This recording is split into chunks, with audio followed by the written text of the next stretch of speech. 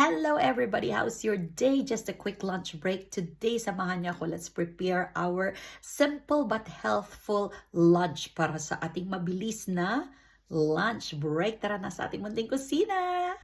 Okay, meron tayong fresh greens. Ilagay natin dito with our tira-tirang grilled chicken.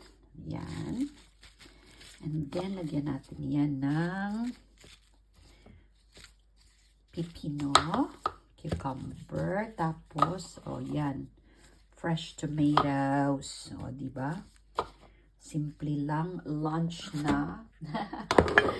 Preparation, as long as may ready ka ng grilled chicken. So, pag nagluluto si Dad Chef ng grilled chicken, gusto kong damihan kasi pag may tira-tira, yan lang ang gagawin ko for a quick lunch break.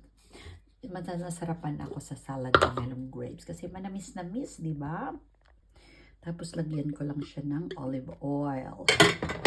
Meron pa sana itong salad cheese or parmesan pero wala ako sa ref kaya ito na lang. Thank you Lord sa simple and healthful lunch today. Kain po tayo.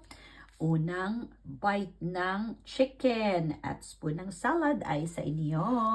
Happy eating everybody. Take care and God bless.